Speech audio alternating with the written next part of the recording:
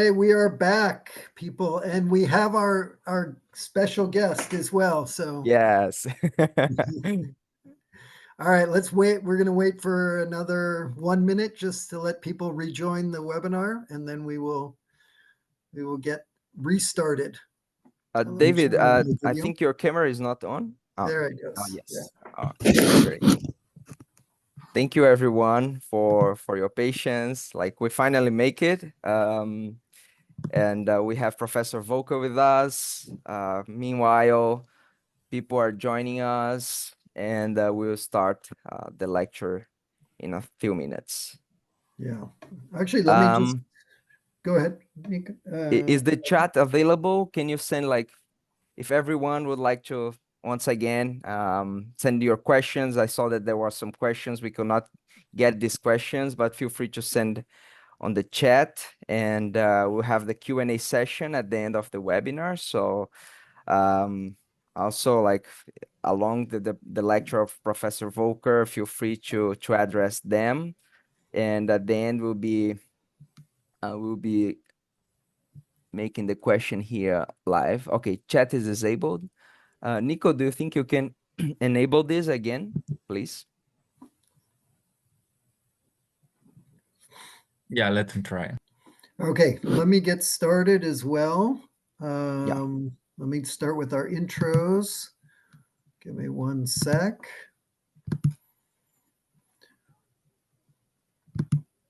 Let's see. I think, okay. Can you see my screen? Yes, David. Okay, I can great. see So once again, yep. okay, yes. Now Thank you. I'm just sorry for interrupting you. Just one thing. Like, I'm not sure if Professor Volker will be able to share his screen, but we will need to make him a host later. Just letting you know. Feel free to start. Okay.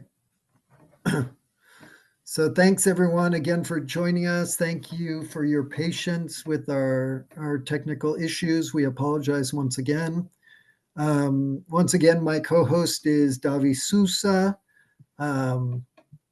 If you didn't hear, he's a greenhouse specialist, ag tech, and space farming researcher with over 6 years of technical expertise in controlled environment agriculture, and he is finishing up pursuing his bachelor's of science in electrical engineering at the State University of Campinas in Brazil, and he'll be finishing in July. So congratulations. Thank you very much, David. And our special guest today is Professor Volker Hessel who's the Deputy Dean of Research at the University of Adelaide in Australia. He's also a part-time professor at the University of Warwick in the UK. He is the author of more than 800, this is crazy, more than 800 peer-reviewed publications. Professor, I don't know when you have time to do all that writing. He has also received the AICHE. You'll have to tell us what that means. The AICHE Excellence in Process Development Research Award, the IUPAC Thales Nano Prize in Flow Chemistry. He is the program lead in the ARC Center of Excellence Plants for Space and is the research director of the Andy Thomas Center for Space Resources. He has received also several of EU's Research Excellent grants, and he's a member on the College of Experts for the National Research Foundation in Singapore within the Prime Minister's office. So our guest here is amazingly qualified to speak on this subject, and I apologize for my ignorance in not knowing what many of these things are, but we are very excited to have Professor Hessel joining us today. Thank you so much. Yes, thank you for the kind introduction, David and Davy. for the help, and also Nico. While I talk now, I try to share my screen. I thank you all for your incredible patience. You had to wait so long. Sorry, that usually does not happen. I give quite a lot of talks, and yeah, this does not happen so often. So I need to find my. Let me see now my. I still don't see my presentation. Give me a second. Yes, yeah, I have it. Share. Okay, here we are. You should be able to see that. Can somebody confirm? Yes, we can Yes. see it. Yes. Again, thanks for this. I really feel very sorry. Your time is very valuable. So I try to best to give an interesting talk now to compensate a little bit about this. I actually talk from Warwick. As it was mentioned, I'm a part-time professor at the University of Warwick. And that is also what you see below. That is a bit just to explain how I came to space. Yeah, I made flow chemistry and got some awards, as mentioned. And you see Angewandte Chemie, that is the #1 or #2 journal in chemistry. And they published 1994 when I started my career, so more than 3 decades ago, this paper with a title page where we have this beautiful pattern which the microfluidics usually give. Then you see me below in Leicester, in England. That is the UK Space Centre with the astronaut over there. And I made Australia's first space experiment, yeah, the first ever NASA ISS experiment. And you see our sample flowing at the International Space Station. This is a real picture. This is no fake. And right, this shows to you I'm still doing flow chemistry and green chemistry. So I didn't lose my legacy here, but I expanded the legacy to space. And two institutions are particularly important. They were already mentioned, but I'd like to mention again, Andy Saunders Center for Space Resources. For those who do not know, Andy Thomas is the first astronaut of Australia.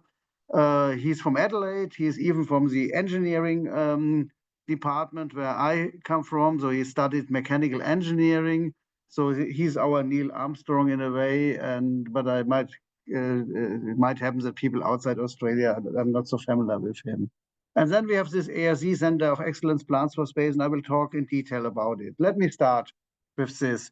A Center of Excellence is something which goes very long. We have 7 years guaranteed. It could be even 10 years. So we have quite a while to work until 2033 or 2032.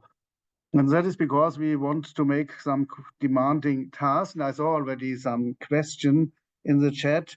How can space food improve the Earth's sustainability in Earth food? And I like to have the questions in the chat, and I like to answer everybody, but obviously I cannot do it now while I'm talking. So this Center of Excellence has 35 million Australian dollar, but it is like a cash machine. Once you have this award, you can make many more. And we made already, to my best knowledge, 15 million Australian dollar. So we are sure we'll make 100 million Australian dollar in the long run. And I show you a bit. We just want a completely new plant and food design for the human space exploration. But Australia is quite critical in the sense that they demand us also to show an Earth benefit, as the question was. And maybe that is more clear in the next slide. Now, who is in that Center of Excellence? First of all, before showing who, this is the answer of what. What are we doing? We're doing a lot about molecular biology. You would have expected that. A lot about agriculture, and you would have expected that, and food. Maybe not so much expected is we have a lawyer, because it's very important that the food fits into the international law and policy. You have the FED, so the Food Authority. So we need this kind of legislation. We have education, outreach, and psychology, because food is not only eating. Food is a lot happens in the brain when looking at it, when smelling at it. And so we have also sensory science. We have some universities from Australia in that Center of Excellence. This looks like many, but if you look carefully, the icons are double and triple. So it's actually not so many. We have 4 or 5 nodes, as you will see. So Perth, Melbourne, Adelaide. that are the main partners here. And we have international partners, and we don't just add icons here. We really have a kind of contract with each partner. So there's a duty also on the partner side, and famous universities like Berkeley and Davis from US, from UK. We have Cambridge, and Nottingham is our prime partner of the whole university and more. I don't mention now all of them. And we have space companies like Space Lab, Axiom Space, Saba Astronautics, Yuri, which is a German company, and DLR, the German Space Agency, as you might know, and we have also the Australian Space Agency into it. And most importantly, we have NASA as a partner. Yeah? So we have hydroponic plant companies, because many people think that is the way to go in space. Vertical Future from UK and Gaia is the only non-US company who is in the last race of the best space farming systems, the last 10 selected. So it's 9 US companies and the Australian company. And then we have the government institutions, several of them, as you see, and finally institutions like the Botanic Garden, because they also look to space meanwhile, not only on Earth anymore. Now, in a nutshell, what do? We have 4 missions. One is zero waste plants under the controlled environments. Yeah, we will not grow openly on Moon or Mars. That's impossible. So we have always to look on controlled environment. And we have complete nutrition, plant-based food. So we really expect it gives everything you need. And that means we have to reprogram plants, because today they don't do. So we have to change them genetically or by breeding. And that's why we have so many molecular biologists on top. We may have to make a food which has 10 times more protein in than what is the best standard today. But we also reprogram the plants in the sense that they deliver biomolecules for medicinal use, so drugs, as you see here, and also bioplastics. Yeah, that's the second icon that stands for bioplastic, for construction materials on Moon. And finally, I always say I'm 60. There's not so much hope in me anymore. The hope is in the younger people, like my postdoc, 2 postdocs who sit with the back to you, Lei and Long, that are my 2 co-workers. So we want to talk to the future-ready workforce and even to younger people. You see, in the middle of COVID time, I talked to all these blue guys who sit on the ground of a gym in the school in Adelaide about plans for space. So we also go with schools. It's not only about universities. Now, what we do expected is maybe plants, food, medicine, flavor. Not so much expected is medicines and materials for construction materials. And we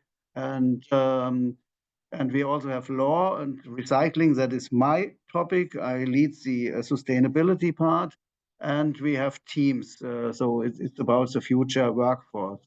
We have a lot of space missions. We won UK projects and so on. I decided not to show all of this.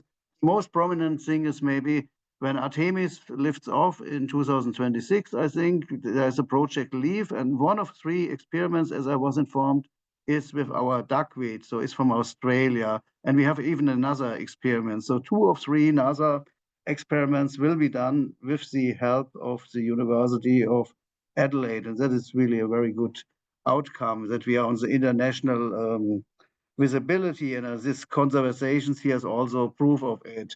I didn't make that slide, so I'm not so self-promoting, but it is made by our director for Plants for Space. I made this book, In Space Manufacturing, with co-authors from Axiom Space and Hirde Miyamoto. He advises all Japanese space missions, so Ryuko and Hayabusa.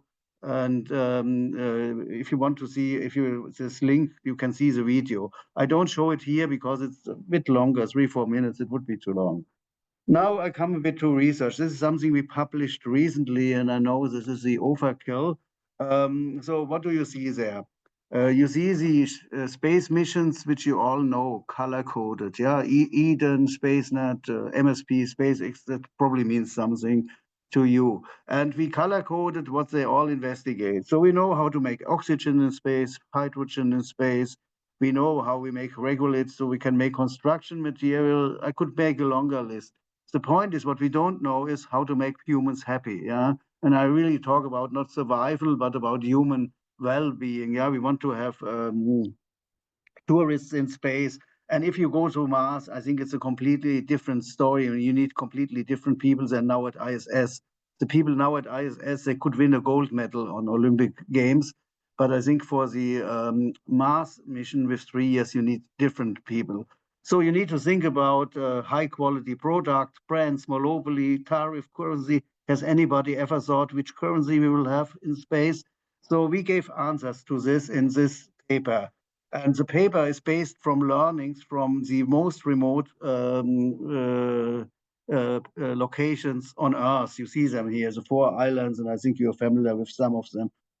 We look a lot in Antarctica, where again we have those Olympic champions sitting. I think here are very normal people living, and they lived since 300 years there roundabout. And there's a lot of experience with very normal life, not in Antarctica, which is a different thing. So I'm not saying you cannot learn from Antarctica, but you can for sure learn also from this island. So you can learn about supply chains, you can learn about product. They make very unique honey and they sell it for 10 times the price. I think that's the way to go in space. We will not make cheaper products, but we will make expensive products which are hopefully accepted. And there's a lot about decision making in space. When you look to each other in the eyes, it is different than decision making for a country with 400 million people. Yeah, so it's a different thing, and that is known. Now, what was really convincing to me was I make digital twins for plant growth. And I gave the text of this paper to the CEO of a digital twin company, XM Pro, which we work. And he promised me he can make something out of it with artificial intelligence. And as I'm old-fashioned, I didn't believe it. But what came was totally surprising. So this really came from the computer, including the name. It advised me to form a communal resource ecosystem stewardship, and then we have all those agents. And the agent is described here. That all comes from the computer, and that is what one of the agents has to do. I could show it now for all of the agent. And then what I like as an engineer, we always say no blah blah. We want to calculate everything, otherwise we are not happy if it's not quantified. And he gave me a mathematical function which I can use in a field which is still quite new to me with the resources. So that really convinced me a lot about digital twins, and I come back to it. Now in space we have to be circular. This is easy said, and a picture like this is easy drawn. In reality, we are far away from this. Yeah, so the best circular systems have 60% or 70% circularity. We have to go in space to 100% to 98, 97, whatsoever. So we have to work on that. And we published something on lettuce and phosphorus. I don't want to go more. Phosphorus for moon crust, as you will see in a second. And I compared it to a good paper, a great paper of biomass manufacturers from California researchers. So this is given in this paper how circular this actually can be. And as I said, it's not more than 70% at the point. Now, this said, we have to make better use of space resources. Hideki Miyamoto, that's the guy who owns the Space Museum in Tokyo Dome and who advises all this from the geology Japanese mission, gave me an asteroid and I brought it to Australian Customs. Yeah, you would not believe. So I declared I have an asteroid. You can imagine they were quite happy about that. And I got it through finally. And this is a Campo del Celio. So we made it in Aqua Regia, and you see the gold color. There's some gold in it. And then we extracted it, and we could separate cobalt and nickel as we can do on Earth with my flow chemistry. This motivated us to go one step further. Now we bought the regolith from the nice Florida companies, from the LHS and LSN product from Exolith. I think they have now a new name, but formerly known as Exolith. And then this company OPRL, where we also bought 2 regoliths. So this is highlands and lowlands. And we looked for potassium because this is a fertilizer, and for phosphorus. Yeah, there's no nitrogen in. We would love to have nitrogen, but phosphorus and potassium. And then my student leached it. He leached it with nitric acid, which is not green. It's a very environmentally concerning agent, but it works. You see the values, they are high as known, but oxalic acid, which is much greener and which is renewable, you can get it from plants if you like, also does the job quite well. And you also learn that this OPL stimulant has much more leachable potassium and phosphorus than the other stimulant.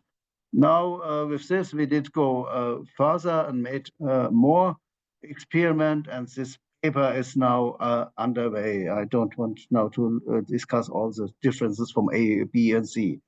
This known, the same student, who's by the way in Nottingham now, is a joint student, he made a lunar supply chain model. Yeah? And you might know you need a lot of equations. This is just one of them. There are many equations behind. So the computation is actually more difficult than to get the results finally. And the results are, and this is for a moon colony where you get water and nutrients out of regolith. You see over here. The interesting thing is, so these are the first, I'm not sure exactly how many settlers he took in, but take there are 20 people on the moon or 100. So like when Christopher Columbus came to America, the initial supply chain is going up and down. I've not seen this published by anybody. Yeah? So you have good years and bad years, and this is intrinsic. That has to do with the way the supply chain is organized. I don't have the time to explain that. And it gets better with time, as you see. But the first years will be hard. Yeah? You have very rich harvest and you have less. And this is intrinsic, as long as you don't change the plan completely. So such things we can show and investigate. Now, you cannot only leach regolith, you can use it as a lunar soil. And we do that and we torture the plants with cosmic rays because we want to see, can the plants not only grow with regolith, but also what happens when we give alpha and gamma rays in particular. And you see, we can get some valuable biomass. And here we work together with some friends, I think from Davy, with Raphael and with Andrew from the Florida Institute of Technology, Winston-Salem State University, and JPL. And they do even greater things. We are just beginner novices in regolith. They are very much mature. And I saw a talk where worms converted the regolith to soil, and that is a great thing. Now, just one result from us with a bit more flashlight. We look on gamma radiation, and we have the two regoliths, the Highland one, H, and M is the Mara one. And then we compare with a special soil. And the good news of this experiment is that the plant grows under a dose of 5 gray. That is something I think you have to stay, I'm not sure, 100 years at ISS to get this. So this is much more than in space. And the Highland simulant really shows great plant growth, while the lowland does not, and we need to investigate this more in detail. You also get an idea the roots are different if you look carefully.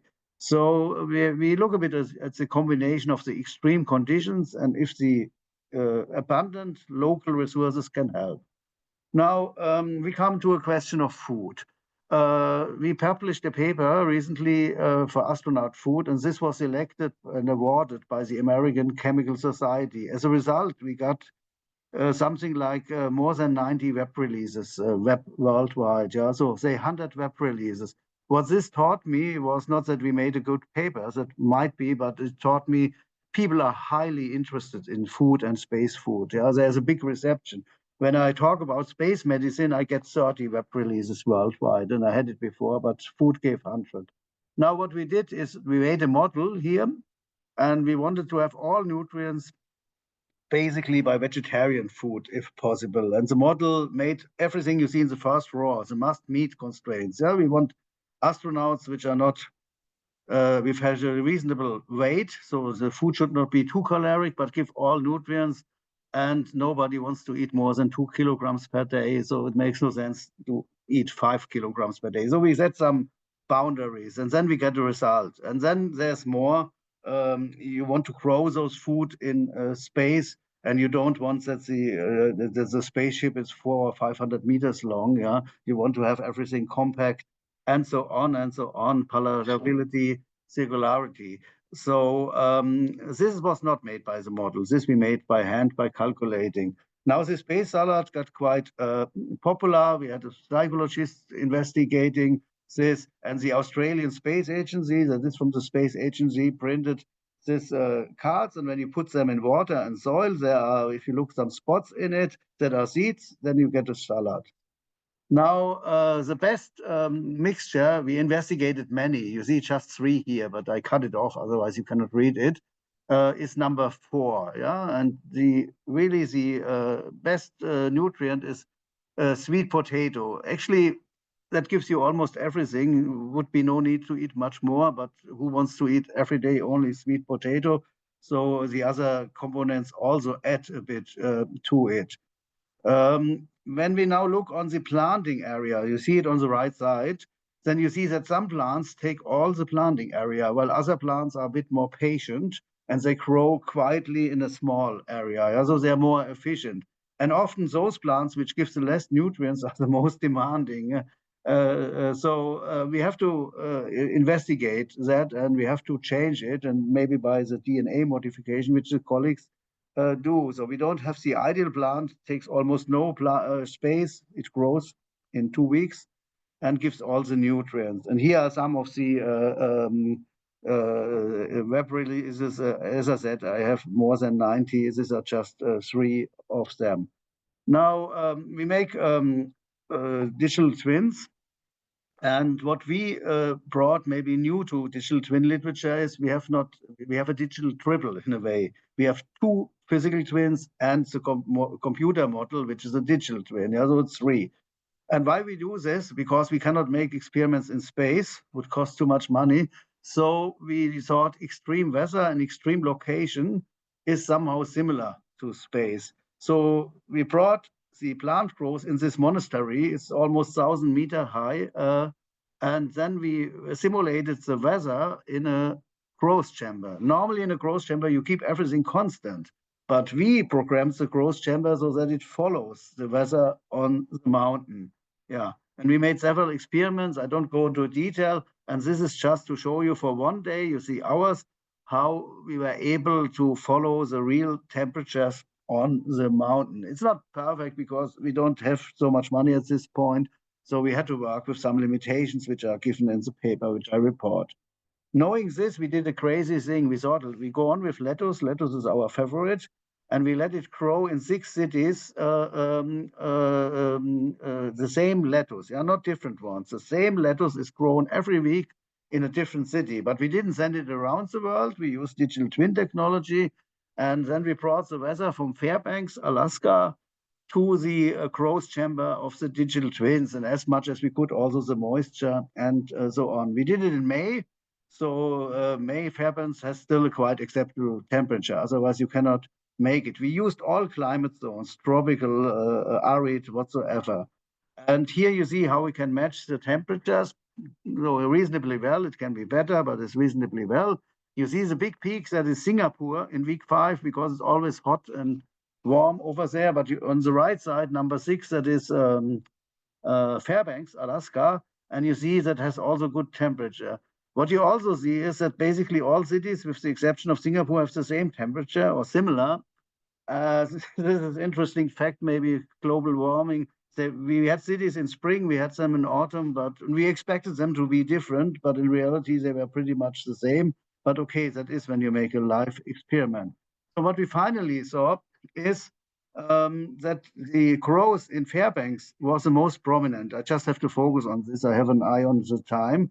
So you would not expect you should grow plants in Alaska.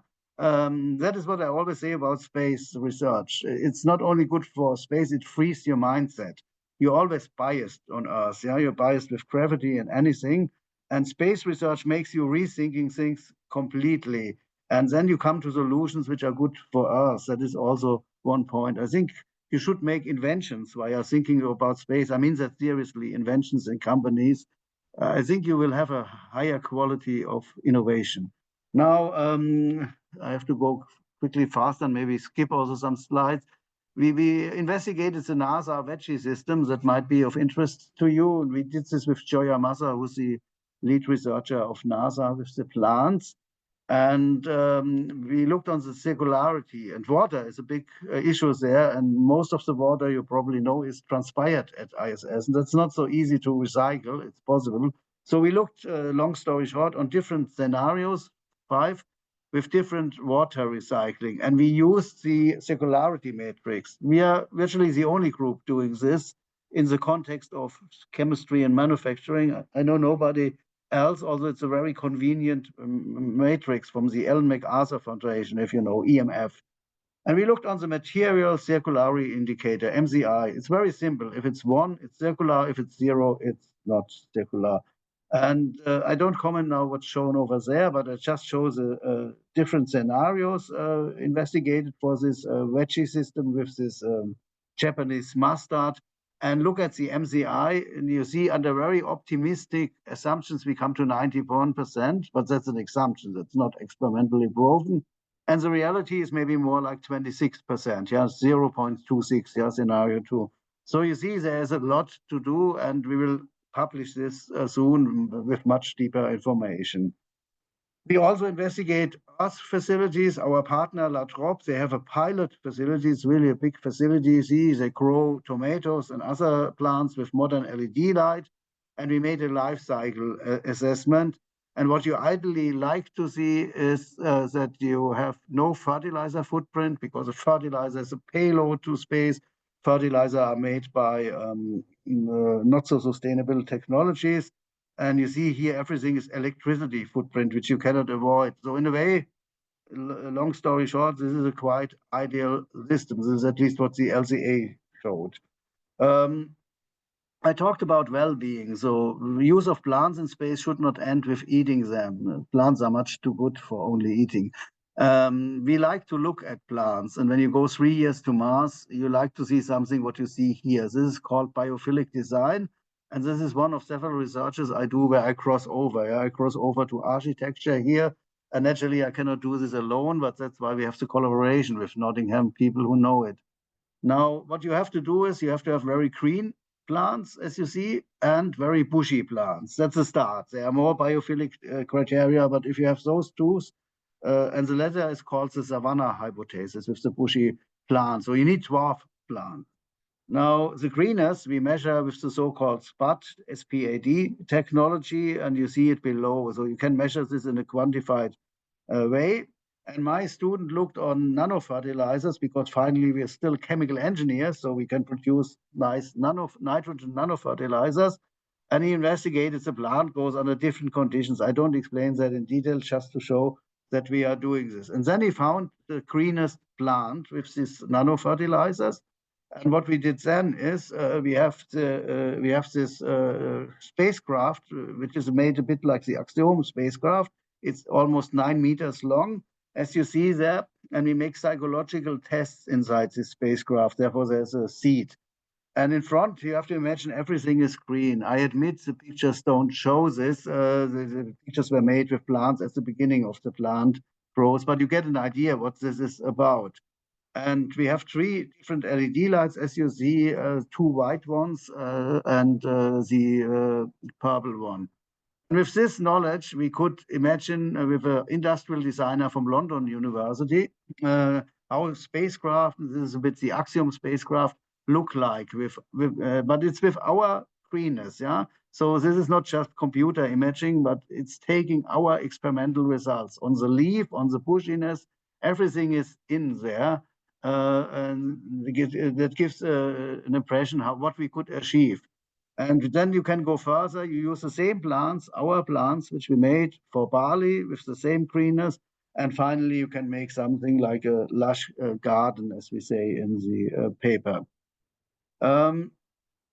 We started a bit later. I think I might have 7, 8 minutes. Is that right? And then we make a discussion. Then I used 40 minutes roundabout. I fly over the next slides. Okay, I've shown all on space farming. I just want to give you a bit more what we're doing, but I go now quicker. So the first Australian NASA ISS experiment was about an ibuprofen tablet 3 years ago in the middle of COVID. And we used moon materials to make the tablets. This is shown here. I don't go in more details. As I said, I fly. We investigated radiation effects on ibuprofen. Ibuprofen is very labile, also on Earth. It decomposes quite with light. So we thought, okay, there is space radiation. Let's make a protection layer. And we thought iron oxide is a good candidate. I could explain why if somebody asked me. So we coated the tablet with iron oxide. Now that was fascinating. I never had a space launch. And here you see the mission pad with Space Tango, we made it. With Northrop Grumman as a carrier in the middle of COVID, 3 October. I worked with exemption with students. We risked a bit because everybody was staying home, but we were in the lab and we made this experiment happen. And the second experiment we made also, it's the same experiment, but this is now outside the ISS. Yeah, you see below the photo outside on the missile station with Alpha Space. We are the first, and this is really true. You can read it on the International ISS Laboratory Association. We are the first companion experiments, the first one done inside ISS and outside. Why outside? Because outside is much more cosmic rays. Now, I got every day these pictures for free. Essentially, this was really fascinating for me. I still remember vaguely the moon landing with Neil Armstrong. So this is simply fascinating. So all these pictures are from our mission. Yeah, you see inside ISS and outside, and this is a port where they bring the samples outside on the left side. Now we measured the decomposition with many different tablet compositions. I would say that it's the most systematic reported study done on ISS of that kind. And you see inside they are pretty stable. Yeah, that's why astronauts can use ibuprofen tablets. But we could confirm this. Only one is red. Red means it's unstable. So stable. If you go outside, and I use the color, so I don't have to give long words, you see it's very unstable. And that was in a way also expected. So big difference. And the iron oxide coating worked. Yeah. So with the iron oxide, we are still in a yellow field. And the flavor is also not too bad, but okay. And then we made all investigations which chemists like. We want to know the decomposition products by all kinds of chromatography. And we have an idea what actually happened. And this is published, you see the publication. So this was this experiment. Knowing that we can make tablets, solid medicines, we thought actually the modern trend is COVID jabs, everything goes or many things go liquid in formulations. And we know that astronauts can make auto injection. You see here a picture. Yeah? This is for eating, but you can make also auto injection for disease. So when you make a moonwalk and you need it in a case of emergency, you cannot take away the helmet or your suit. And you have to inject it. And there are ports for this, and this is how it looks like when NASA or other people do that. So we said, okay, let's make those kind of COVID jabs. And I don't go here in detail. As I said, we use our microfluidic technology. And left, you see the classical technology. And we could show that we can make nano emulsions. They have to be nano, otherwise they will not flow through your blood. They will clog your blood. And we can make it at a reasonable viscosity that was here investigated. It should not be too high. And then the whole thing has to be prepared. Yeah, we make beverages for astronauts and we make auto injections for astronauts. It's the same technology. Now, when you stand in front of your coffee machine in the hotel, you get nervous when it takes more than 1 minute for the coffee. Yeah, for the traditional techniques, the astronaut would have to wait 35 minutes. That's unacceptable. Our new technology makes it in 5 minutes, and it can be faster. I just didn't optimize it to the large dish. So we are on the right way. Now, coming back to these medicines, we coat them because this is called controlled release. You don't want 3 injections per day. You want 1 injection which lasts 3 or 4 days. For this, you have to make a barrier around your droplets. Otherwise, it goes too fast out. And this plot, without going detail, shows it works. And it works under microgravity as simulated on a random positioning machine. I'm at the very end now. And then we could make, that's the only thing I show here, a second experiment. This is my second space experiment with the German Space Agency in November. It happened. Morpheus 15, that's their program sounding rocket in northern Sweden, 7 minutes microgravity. And if you look this week or next week, will come out a press release. This experiment was very successful. Again, with this COVID jab type medicines, which we sent there to space. You see, it was in winter, everything is dark. It's dusty. That is how it is in Sweden. Therefore, we cannot show nice images. And finally, this is really my final slide. We investigate microgravity effects. We think very deep about it. What does it mean? Do we have shear forces which falsify everything? And we analyzed it very thoroughly, like chemical engineers do. You see it on the left side. And chemical engineers love numbers. They love dimensionless numbers. And here you see it given. So this is the Krasov number, the Richardson number, and the Bodenstein number. And this gives chemical engineers an idea how good the experiment is defined or not. And we see clear differences between the clinostat modus and the random positioning modus, if you know the difference. So we had a bit deeper look what it means, because we cannot make every day a space experiment. We have to do it partly on Earth. So this is a colleague sitting in our space center. We pay for, seriously, we pay in the center for somebody who makes all these nice drawings, because we think space happens in the brain mainly. So you have to have an idea how it looks like. And we have many of those pictures. It's just one of me. So thank you so much. I think I'm in time, seeing that that we are started 15 minutes later. And I give back to the organizers. Thank you. Thank you. Thank you very much, Professor Hessel. Are you able to stay around for a few more minutes to answer questions? And Yes, naturally. okay, That's fun. Yeah. Perfect. perfect. So I had just one question. On the microfluids that you just showed, Yeah. is that an aerosol that they're breathing in? No, an aerosol would be a gas liquid, actually liquid and gas. What we show is an emulsion, nano-emulsion. It's a cloud emulsion. Yeah, all your lemonades are cloud emulsions. Yeah, they're a bit turbid. And so you have an oil droplet in a water phase. Yeah. So, Gotcha. Okay. That's great. Thank you, Professor Volker, for this insightful presentation. We have a few questions here in the Q&A. Like, I think like we have both technical ones and like more general ones. I find one very interesting here. I think it might be really good. Fish 2024. He asked, how do you keep liquid nutrients from spilling out of the growing systems? so the question refers to space, I assume. Yeah. And so Yes. spilling out means that it's leak tight. Is that correct? Yeah, just Yeah, that's Yes, liquid. yes, from flowing around. yes.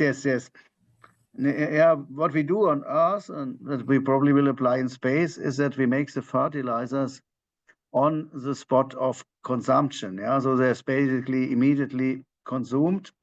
So you never have a high concentration. That's what you also do in chemistry. When you have very toxic chemicals or very explosive ones, you just do not allow a large accumulation if you can avoid. And on Earth, we are seriously busy. Colleagues from MICE, they have companies with container plants, and you bring them to the farmer and you grow them at the farm from air. As a fertilizer, yeah, air has everything, nitrogen, oxygen, that's what you need for nitrates. And you grow big bamboo, I've seen that. So I'm not saying this is commercial, this technology, but it's pre-commercial. And that's probably also what you make in space. So you should not waste any for large storage tanks, which then can have spillover. Yeah? So pollution is a serious topic. I'm actually busy in another way with pollution and with microplastic and nanoplastics. We really have to avoid to have the same things in space again. Yeah. Regarding plant growth in space, are you, in the experiments you've done, are you growing with a substrate, or are you growing without a substrate? And if so, what substrate do you use? Yeah, you see, we have my colleagues mainly do it, to be fair, and I do it from an engineering perspective, but the answer is the same. We grow it with substrate, we grow it without substrate. Actually, the belief is much in hydroponic systems. I showed you the ones. I didn't show you experiments because, as said, that's the colleagues' task. I choose regolith because that is part of a lunar supply chain, which I like. But we also talked to Gioia Massa. I think NASA is not so super excited about regolith because it's a dusty material. It's like nanomaterials. It has some safety implications and so on, while clean, pure water has no safety implications. So we do it in all kinds. We do it in hydrogels. That's very fashionable today. Hydrogels which are filled with charcoal or with biochar. So they're very modern agricultural techniques which you can use. I would say finally it's not decided, but a lot of arguments speak for vertical farms because they're very efficient, very productive. Yeah. Okay, thank you. David, do you have a question or one of the? There are other questions here. I think I will merge here from Venkatramana. He made two questions, one at the beginning of the presentation. This is more generalistic one, Professor Volker. I will merge them. Basically, first question was, in which ways could space plant biology research lead to breakthroughs in addressing global food security? As you mentioned about like the menus, the space menus, the sustainability aspect.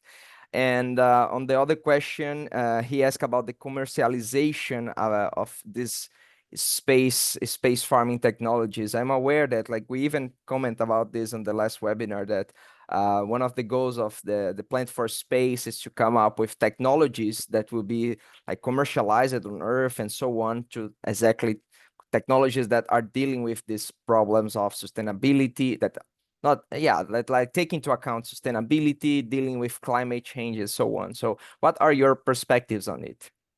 To the first question, first of all, as you also said, is we develop frontier technologies for vertical farming, and they are also very much now used on Earth. Yeah, we have in China cities which go to 20, 30 million. So at one point, the transport will be more than 100 kilometers in the city of the food. And then the question is really, do you better grow the food in the middle of the city? And that can be done. So there is use like GBS. We all know this. We would not have fuel cells without the Apollo program. So there are examples of the translation, and sometimes they might be surprising, so not planned. But what I always say, and it's really important for me to point it out, space frees your mind. It's a vantage point. You see things differently. If you're familiar how industry, the car industry, invents a lot by the computer with the TRIZ methodology. TRIZ is TRIZ. It was invented by a Russian computer genius. And that is used in car industry. You can find it in the web, and you can use it on your own for no cost with a simple solution. And the whole idea about TRIZ is make always something which seems to be impossible. Yeah, a light bulb without vacuum. Yeah, how can that work? And that is the whole idea about TRIZ. And space is in a way similar. So I really think it can give you a perspective differently and create ideas of higher value. That's my answer to the first. The second one is take the Gaia company, and I've seen them. I visited La Trobe. Again, they were finalists. I'm not sure who won finally, last 10 or last 5 even companies, only non-US. And that naturally promotes a lot their business, and they have a lot of Earth customers. When I was there was one, so I was guided together with a big industrialist who want to buy the technology together. So there was obviously nothing confidential. So I think the things we are doing, and this is by purpose, it is on commercial technology. But we go for duckweed, so we follow the modern trend. Yeah, we serve duckweed on our launch. People were obviously not so impressed. I think that is like with the artificial meat or the first alcohol-free beer. I remember that was all not good. Today, even I cannot decide between an alcohol-free beer and I need to get 10, then I can decide. So so it's the same now with duckweed. We will need such fuels. Yeah, we talk about insects, and I know Italy has abandoned the use of insects for their pastas, I read. but we need new, fresh approaches, and that is underway to go commercial. Yeah, so This is very interesting. Yeah, like seeing those technological breakthroughs of vertical farming and all of this. Like this is something that I would say, Professor Volker, that this is what this was our aim. Like me together with agriculture team to I make know. people aware of it, like how this modern farming solutions are really impacting and how space is collaborating to that also. There is one question here in the chat from Shahirar regarding the waste management. Do you have any idea about human bio-wastes in microgravity condition? And even to add more, like which are your thoughts on like what happened on the Martian movie, so that he collected his poop and so on? Like how do you envision the use of human bio-wastes in Yeah. microgravity, and of course in the future on the moon and Mars? Number one sustainability principle or waste principle is avoid it. Yeah, that's number one. Not recycling is number 8 in many lists. Yeah, so it's not so high. Recovery is and reuse and so, but number one is reject. It's always avoid it. Yeah, so we will see what the colleagues can do with plant without waste. I'm not too much molecular or plant biologist to imagine what they do, but I will see in the next 6 years if they grow plant with a minimal roots or whatsoever. We will see what they do, but then we still will have waste. That is right.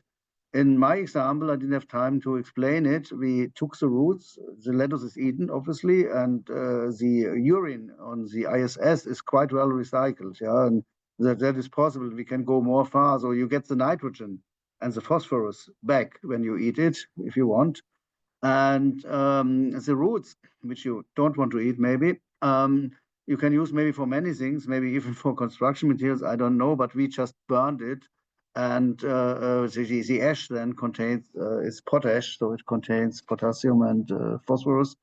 So we brought it back. We will need to think more about it. But honestly, I'm not only optimistic about space and Earth. Honestly, I doubt we will soon reach something like more than 95% recycle. There's always loss. Yeah, if heat is intrinsic, the second thermodynamic law, you have to lose heat whenever you do. You cannot fully recover.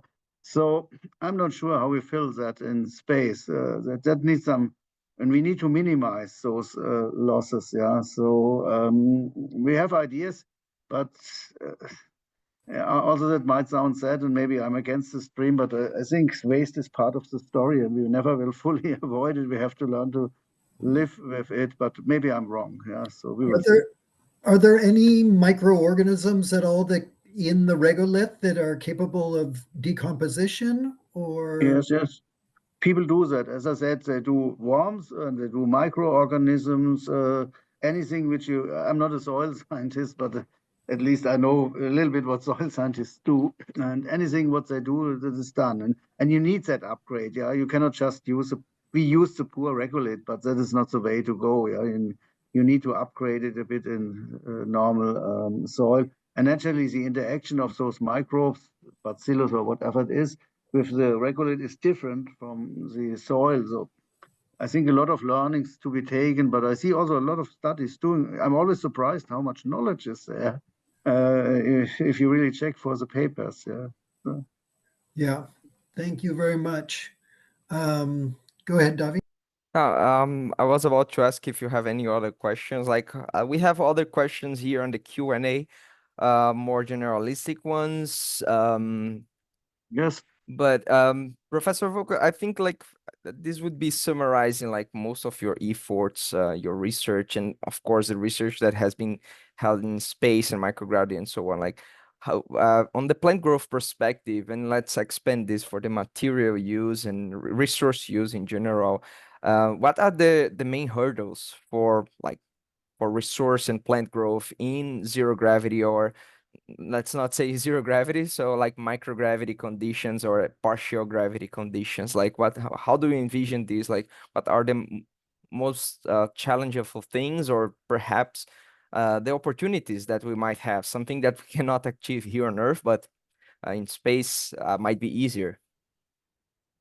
Yeah, my answer is now naturally not comprehensive for reasons of time, but one big challenge is that plants grow simply too fast, too slow. Sorry, the lettuce grows 6 to 8 weeks. It's reasonably fast. Duckweed faster.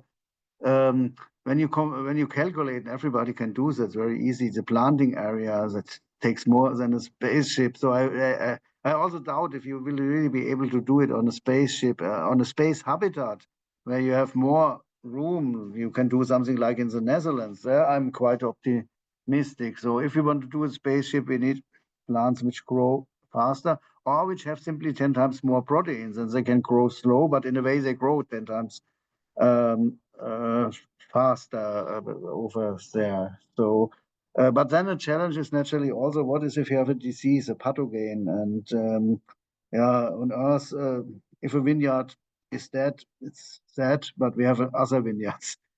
In space, in the spaceship to Mars, so the whole process control, and at ISS there are, I think, many small and big process control errors reported, yeah, where a water pump is not delivering or something. And that is naturally a catastrophe if you do it in space. So you would need, like Australia's plants, they're very resilient. Yeah, we have now from November to March virtually no rain day. We have maybe 2 times small rain, and the plants survive, even the grass survives. Yeah, so we need such resilient plant, because there is no, if you tell me the process control is 100% perfect, people have told this about the Titanic, yeah, and then you saw what happened. So you always can have problems which you don't expect at all, and the plants, it would be helpful if the plants then are not too sensitive to that. Yeah. So just 2 arguments. Great. Thank you for your answer. I think this can lead us to the last one. It's one question here from Kelly Weigel. What about nano-forced aeroponic regolithic substrates? Can you repeat? What about nano? Nano-forced aeroponic regolithic substrates. Nano? Let me put I here on the guess it's chat. using regolithic substrates in an aeroponic system. So I'm not sure exactly. Yeah, okay, if it's that, yeah, if you know how NASA makes this veggie systems, they also have these bags where the fertilizers is from this company which they spin out made. Yeah, again, I'm not a plant biologist, not at all. I start to become a little bit agro engineer like you, David. My gut feeling would say that is a good idea, but I'm not so much into really overview the implications. Yeah, but naturally, any idea which shows a boost, and that's why we do the sustainability analysis. If that will help with the recyclability, it would be a good point. Yeah, so I think it's a valid idea, but I cannot say more because I don't know the literature on that. Yeah, thank you. Yeah, it's relatable. I could complement that. I always say, Professor Volker, that we are dealing with a situation that is like vital. Like food is vital. Growing plants in space is vital for astronauts. So if you have all the benefits, if we have solutions that we can like provide them like in a healthy and like in a like beneficial way, like why not taking that into account, right? So I'm always like very optimistic about as many solutions as possible. Of course, if it's a solution at the very end, not like something that it will impact them in the long term. I think we So are still at a very early phase, and I've seen that with my own technology, the flow chemistry. Yeah, Pfizer produces the COVID jab with it, yeah, so it's commercial. Yeah, and so at the beginning there was also a bunch of ideas, and that is good for a while, as you say. But then at one point we managed to consolidate and to agree on standards. And the FDA helped a lot in that, and companies like Pfizer and Glaxo. So I think you would, in a way, need the same in space. Yeah, let's still have a bit quite blue sky research.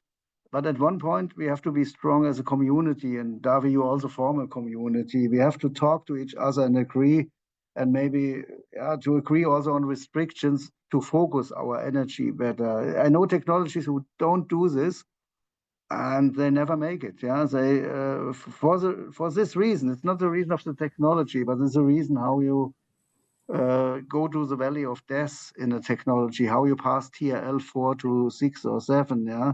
And I think in space we have to do maybe at one point the same. I'm not saying that people are forced, but that at least major players have a silent agreement. We go now for hydroponics or whatsoever and put all the full force on it. Yeah. So and that was achieved by industry in the flow chemistry. The industry has showed us the way, and we need an industry. And I'm not saying space agencies, they play a role, but we need industry to show that. Yeah. Do you think all the astronauts from the different countries could agree on one international diet that they would all No, agree to?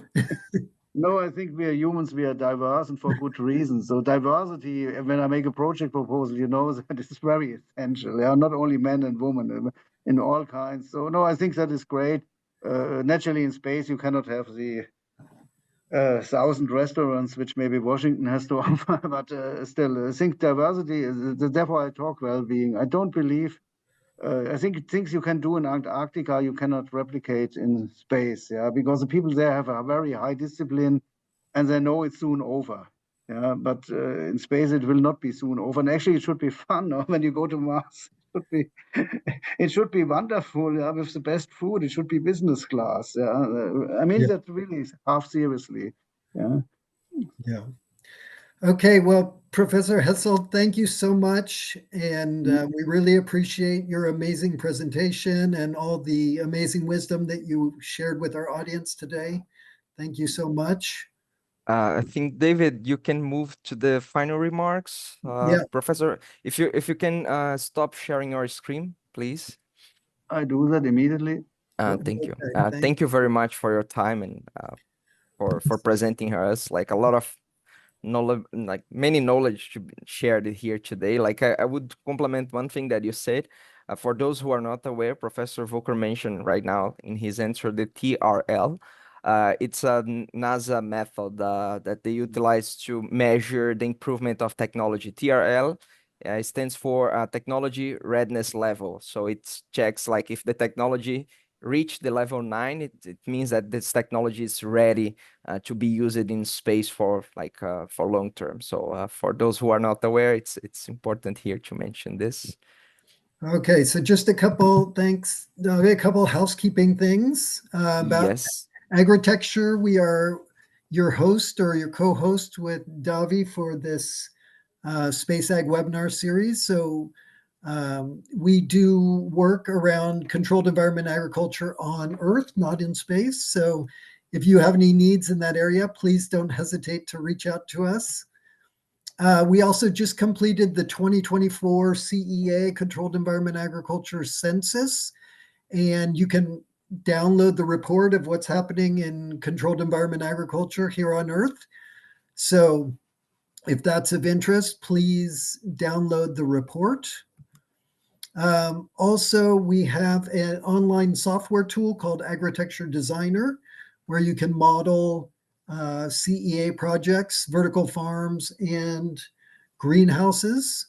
So just want to let you know about our software product. And a lot of people were asking questions, more general questions about space and space agriculture. And we have a course available, which Davi has created called Space Farming 101. And that course is available to purchase on our software platform. And that's multiple hours, I think about 14 hours of different classes relating to space and space farming. So if that's of interest to you, please go check it out. Yeah, so moving forward, This is another thing that is really cool that we started doing together, myself together with architecture team. So we came up with a monthly newsletter called SpaceAg Wrap Up. Basically, this is something that will go to your email every month with a lot of cool space farming content. Our main topics that we share, it's basically the upcoming SpaceAg events, such as this one. So next one we'll have, it will be the SpaceAg updates as we had last month, but this upcoming one will be in April. Also, we have some technical articles, other opportunities in the field. Sometimes we have like job opportunities, opportunities to join a specific type of research. So some news about the sector and also some other space related updates. So David, can you move next slide? So if you are interested to join either in the newsletter, and since you are now here and you participated in this SpaceAg Conversations, we are offering you the opportunity to claim your certificate of participation and also to join the newsletter as part of our, let's say, our ritual here. So Professor Volker, I would like to ask you to tell us one keyword for the participants once they answer the form, like they will put the keyword that you suggested here. So feel free to choose any keyword that you might be interested. Yeah, what keyword? Say space farm as one word, yeah, not as two words. Space farm. It can be a space farm. Yeah. So for those who are listening now, pay attention. Space farm is the keyword. So you can join join this QR code and answer the form, provide your feedback, your and your inputs. It will be, all of them will be read, and we'll read everything. We'll make this as much like customized based on your interests. So and also just letting you know that the form will be Just available. somebody has Sorry? asked to share the link in the chat. I think it's important. Yeah, so not all people Sure. can maybe scan your QR codes. Yes, I think Then you will have let me, more answer if you share your link. I can share it right now. Just Good. 1 second. Okay. Yeah. So just to let you know, the form will be available for the upcoming 2 hours. So don't take time. Don't wait for tomorrow to answer it, and we'll be providing your certificates very soon. So thank you very much for joining us once again, Professor Volker. Thank you so much. It was a big pleasure to have you here. As I mentioned, you're a very knowledgeable person, and it's super exciting to learn more with you. Like, even though for us that we are in the area, it's always good to learn even more. So, and you are this person that is always welcome to share your knowledge. So thank you so much for participating. It was a great pleasure. Once again, thank you for all the participants. Previous then moving to David and Nikos. Thank you for those who joined us, for your patience too. We'll be providing the link for like we'll be sharing on either on my social media, on my LinkedIn, and also Agritectures one, the link for the recordings very soon. And if you are joining our mailing list for the newsletter, so we'll be keeping updated for also the news in the area and the other links of our next events. Thank you so much. Thanks, David, everyone. Nikos, thank you so much for you to move on. Thanks, everyone. We will see you in April for our next episode. In the meantime, once again, all the videos from this session and from the other sessions are available on the Agritecture YouTube channel.